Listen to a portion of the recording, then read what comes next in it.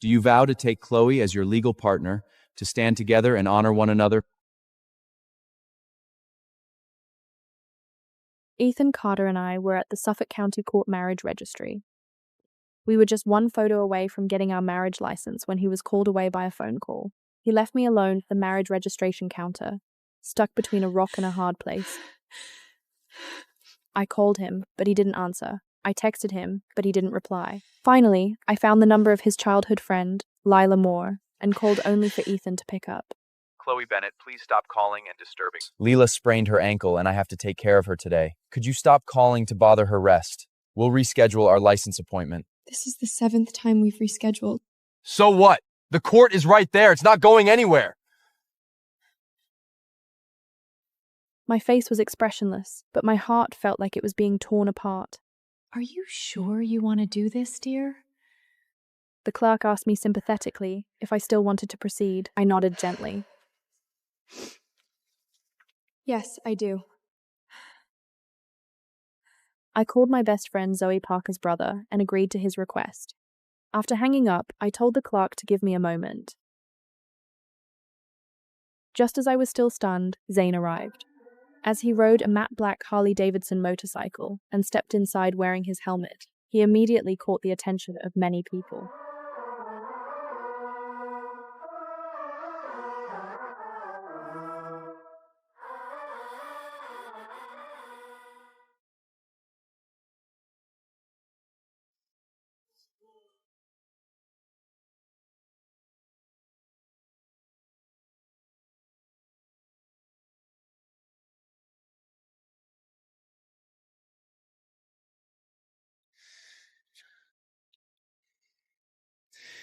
Do you understand now? Are you willing to enter into a sham marriage with me just to deal with the family problems? I nodded faintly. Truth be told, it was not merely to evade family pressure to get married. The core reason for this marriage was to ease my grandfather's worries before he passed away.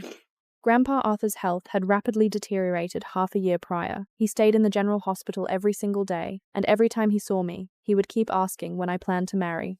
When will you get married? I want to see you in a wedding dress and witness you walk down the aisle with my own eyes. That way, even if I'm gone, there will still be someone to love and cherish you. Yes, I'll get married as soon as possible. That was why I had been pressing Ethan to marry me starting half a year ago. We'd made intermittent trips to the courthouse 7 times, yet every single attempt ended in failure for one reason or another. The last time, Lyla got her period and suffered severe menstrual cramps, so we had to rush home to buy her hot cocoa. The time before that, Lyla locked her car keys inside her vehicle and couldn't get back home, so he needed to deliver a spare set of keys. The occasion prior to that, Lyla grew hungry and craved Quincy's lobster rolls, forcing him to rush over and queue up for the food. All 7 cancellations were down to Lyla, each time prompting Ethan to abandon me without a second thought. Ironically, I had given him 7 separate chances. This time around, I was done compromising. Ethan, I gave you your chances, 7 in total. All preliminary formalities went smoothly when Zane and I applied for our marriage license. Just as we prepared to take our official wedding photo, my phone pinged with an incoming message. It was from Ethan.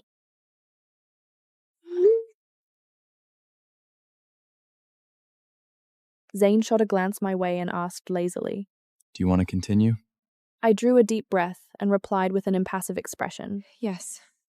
Once all paperwork was finalized, I said to Zane, How are you tomorrow? I have something I'd like you to come with me on. Please contact me by phone if you need anything. Who knows? In just a couple of days, my grandfather might need your help too. My 7-year romance with Ethan, 4 years in college plus 3 years after graduation, had ultimately fallen apart. Meanwhile, I'd gotten married to my best friend's brother after only meeting him once. On the ride home, Ethan messaged me again alongside an attached photo. The dining table was laden with an abundance of delicious dishes. Sure enough, upon arriving home, the table was in a messy state with every last scrap of food completely eaten up. Standing nearby, Lyla put on an innocent, pitiful look and spoke to me. Sorry, sister. It was all because I was too hungry and couldn't resist eating first. Even slow-witted as I was, I could tell she was deliberately provoking me. Blood rushed to my head in an instant, my hands clenched into tight fists with sharp fingernails digging deep into my palms.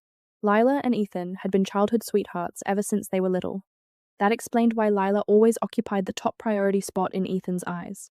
In the beginning, our relationship from meeting to falling in love had progressed seamlessly. We rarely argued. On the rare occasions we did, Ethan was always the first to back down and comfort me. He would take full responsibility instantly, even when the fault wasn't mine. My best friend Zoe had envied me repeatedly for landing a man who doted on me as much as Ethan did. But that envy came to an abrupt halt half a year ago. Ever since Lyla entered the picture, his affectionate treatment toward me had shifted entirely. Chloe, why are you just coming back now? I remember I reminded you a long time ago. I was delayed by something on the way, so I'm back late. What could be so important that you missed me time? No problem. The company asked me to travel to New York on business and to pack my luggage upon return. I had no intention of telling him about my recent marriage. Now that I'd resolved to leave him, Ethan was nothing more than a stranger from that moment onward. But the second I pushed open the bedroom door, I was stunned by what met my eyes. The neatly made bed I'd tidied before leaving was all rumpled, and the closet had been ransacked in disarray. I could overlook all of that, but the handcrafted Cape Cod lighthouse ornament my grandfather gifted me, sitting on the nightstand, had snapped clean in half, tiny shards scattered all across the floor. I could no longer hold back and called out Ethan's name sharply. Who has been in this bedroom? Who knocked over my things? It's just a handmade item. I'll ask someone to put it back together for you later. I froze for a split second. That indifferent tone sounded exactly as if I meant nothing to him at all. From that single sentence, I knew for certain Lyla was the one who'd wrecked the ornament. Only she warranted such blind, unreserved protection from Ethan. Was broken by Lyla, right? My calm single line was like tossing a lit match into Ethan's keg of gunpowder. Do you have evidence to prove that it was Lyla who broke it? Maybe it just fell down on its own because it was not properly installed. Don't just open your mouth and falsely accuse others. Before you say it was Lyla, you should at least present some evidence, or I'll sue you for slander. I nearly bit through the soft flesh inside my mouth, the thick metallic tang of blood flooding my tongue. He really would go to any lengths to shield her. One casual remark from me, and I was already facing a defamation charge. But Ethan hadn't always been this way, half a year prior. I fell head over heels for him on a rainy night. I was involved in a car crash, and he sprinted all the way to the accident site without so much as an umbrella. That refined, well-mannered man cast aside all restraint that night, shouting by the roadside and getting into a physical fight with the driver who'd hit my vehicle. What had happened to turn him into this person? I chose not to escalate the fight further. Just as Ethan claimed, I possessed zero evidence to prove Lyla had broken the lighthouse. I crouched carefully on the floor to gather the broken fragments and collected the two separated halves of the lighthouse figurine.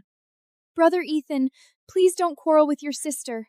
It wasn't my doing, but if you want to blame me, sister, go ahead. No one has ever liked me since I was a dild, so it's only natural that you don't like me either. I did it. So what? Rage surged through my head, and I shoved Lyla away. Yet before my hands made contact with her body, she tumbled onto the floor with effortless ease. Her gauze-wrapped injured foot smacked precisely against the nightstand. The next second, Lyla burst into tearful sobs.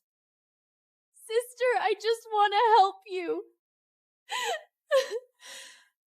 Before I could process what was happening, Ethan grabbed fistfuls of my long hair roughly. He glared at me with a ferocious expression and piercing eyes, as if he wanted to kill me. Even if you don't like Lala, there's no need to hurt her like this. Besides, she's still ill right now. With my hair painfully pulled, I was forced to crane my neck upward to stare at them. I didn't touch her at all. I didn't touch her at all. You're still lying even now? Chloe, do you think I'm blind? I was right behind you and I saw it with my own eyes. First you framed Lyla, and now you've pushed her down. How come I never knew before that you're such a heartless and cruel woman? You're simply vicious. My breath caught in my throat, leaving me unable to utter a single word of rebuttal.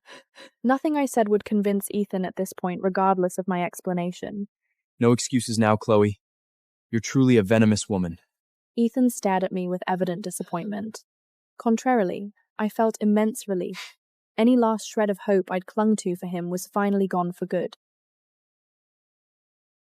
How dare you compete against me? Lyla lifted into Ethan's arms, shot me a triumphant glance, and mouthed a silent phrase I read clearly. I staggered to my feet, catching sight of my burning red cheek marked by the slap reflected in the dressing table mirror. The handprint remained sharply defined. It was plain to see how furious Ethan had been, and how much force he'd used to strike me. I let out a bitter laugh and wiped away blood trickling slowly from the corner of my mouth. That single slap shattered every last fantasy I'd once held on to. I took advantage of his absence to gather all my clothing and pack them into a suitcase. I took every belonging I could carry and tossed all leftover junk straight into the trash bin. Before leaving, I contacted a real estate agent and listed the apartment online for sale. This property belonged solely to me. My grandfather had purchased the South Boston apartment using his pension fund. I'd originally planned to use it as my marital home. Now there was no reason to keep it. Anything tainted and spoiled disgusted me. I planned to spend all my remaining time by my grandfather's side for his final days. On our way to the hospital, Zane and I pre-planned lines to fool my grandfather. I'd brought Ethan to visit Grandpa previously, so Grandpa knew Ethan was supposed to be my fiancé. To spare Grandpa unnecessary worry, I'd asked Zane to pretend to be Ethan and hide our real marital arrangement. I never anticipated he and Grandpa would hit it off so well. They chatted about life from Grandpa's younger years all the way to modern artificial intelligence technology. Grandpa was visibly reluctant to see us leave when our visit wrapped up. He held my hand and patted the back of my palm gently. It's much more reliable than Ethan's. Grandpa, did you get it wrong? He is Ethan. Your grandpa here isn't senile yet. I still know whether it's a person or not. Grandpa doesn't know if he can hold on until the day of your wedding banquet. Grandpa, don't worry. We're easing married and the wedding banquet is being prepared. You definitely make it. I knew it. It's not that kid Ethan, but Zane Parker, right? That's a great name. I shot Grandpa an annoyed, playful glare before stepping out of the hospital ward. Zane waited for me in the corridor, appearing to have just gotten into an argument with someone. Stepping closer, I saw his opponents were none other than Ethan and Lyla. What did my girlfriend do wrong? I apologize to you on her behalf. But as a grown man, how can you bully a woman like this? Have you no shame? If you've done something wrong, you should admit it. If everyone were like you, what we need the law for? Just because you're a woman, does that mean you can do wrong? Ethan and Lyla were left speechless by his retort. Ethan spotted me the moment I stepped into view.